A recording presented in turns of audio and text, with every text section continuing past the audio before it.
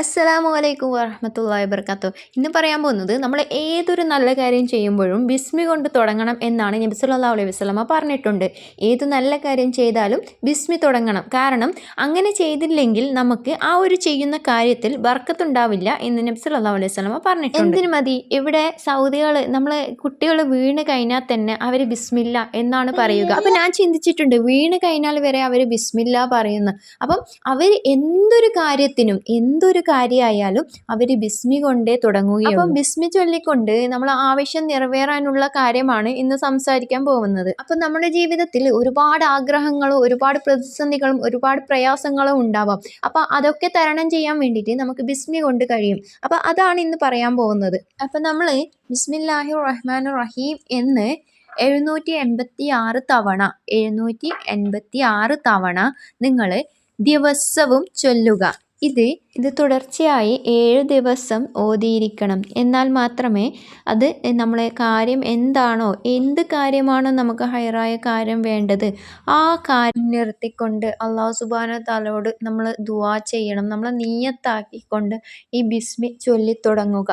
അത് നിങ്ങൾ ശ്രദ്ധിക്കേണ്ട കാര്യം എന്ന് പറയുന്നത് ഒറ്റയിരുപ്പിൽ ഇത് ചൊല്ലണമെന്നില്ല.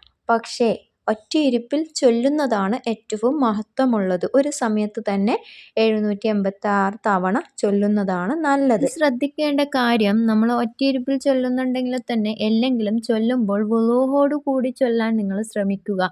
നിങ്ങൾക്ക് അർദ്ധരാത്രിയിലോ അല്ലെങ്കിൽ പുലർച്ചയ്ക്കോ സുബീൻ്റെ സമയത്തോ ചൊല്ലുന്നത് അതിമഹത്വാക്കപ്പെട്ട സമയങ്ങളാണ്. അപ്പോൾ ആ ഒരു സമയം തിരഞ്ഞെടുക്കുന്നതും നല്ലതാണ്. അപ്പോൾ അങ്ങനെ ചൊല്ലുമ്പോൾ വുളൂഹോടു കൂടി കിബ്ലക്ക് മുന്നിട്ടുകൊണ്ട് അങ്ങനെ ചൊല്ലുന്നതാണ് ഏറ്റവും നല്ലത്.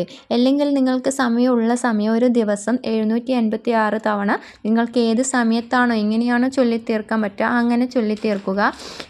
അതിൻ്റെ ഇടയിൽ ഒരു ദിവസം വിട്ടുപോയാൽ നിങ്ങൾ പിന്നെയും തുടർന്ന് 7 ദിവസം തന്നെ ചൊല്ലേണ്ടി വരും. അപ്പം ദിവസം കണക്കാക്കിക്കൊണ്ട് ഓതി തുടങ്ങുക. ഒരു ദിവസം വരെ ഒഴിവാകരുത്. ഇൻഷാ അല്ലാഹ് നിങ്ങളുടെ ആഗ്രഹം എന്താണോ നിങ്ങൾ 7 ദിവസത്തിനുള്ളിൽ നിങ്ങൾക്ക് അത് സാധിച്ചു കിട്ടുന്നതാണ്. ഹൈറായ കാര്യമാണെങ്കിൽ അത് കിട്ടുന്നതാണ്. ഇൻഷാ അല്ലാഹ് ഈ റമളാൻ മാസമൊക്കെ അല്ലേ, അത്രയും മഹത്വാക്കപ്പെട്ട മാസത്തിലാണ് നമ്മളുള്ളത്. അപ്പോൾ ആ പുണ്യമാസത്തിൻ്റെ ബർക്കത്ത് കൊണ്ട് തന്നെ നമുക്ക് ചൊല്ലാവുന്ന രീതി നമുക്ക് ഒരുപാട് ദിക്റുകളും സ്വലാത്തുകളും ചൊല്ലേണ്ട മാസമാണ്. അപ്പോൾ അതിൽ ഈ ഒരു കാര്യം കൂടി നിങ്ങൾ ഉൾപ്പെടുത്തിക്കൊണ്ട് നിങ്ങളുടെ ആവശ്യം മുൻനിർത്തിക്കൊണ്ട് നിങ്ങൾ ചൊല്ലിത്തുടങ്ങുക. ഇൻഷാ അല്ലാഹ് എന്തായാലും അത് സാധിച്ചു കിട്ടുന്നതാണ്. അസ്സലാമു അലൈക്കും. അടുത്ത വീഡിയോയിൽ കാണാം. എൻ്റെ വീഡിയോസ് ഇഷ്ടമായെങ്കിൽ ലൈക്ക് ചെയ്യാനും കമൻറ്റ് ചെയ്യാനും മറക്കരുത്. പ്രത്യേകിച്ച് എൻ്റെ ഉമ്മാക്കും ഉപ്പാക്കും നിങ്ങൾ ദുആയിൽ ഉൾപ്പെടുത്തണം. കാരണം ഇന്ന് ഖബറിലാണ്. അവരുടെ ഖബർ വിശാലമാക്കി കൊടുക്കാനും സ്വർഗീയ പൂന്തോപ്പാക്കി കൊടുക്കാനും എല്ലാത്തിനും വേണ്ടി ദുആ ചെയ്യണം. ആമീൻ.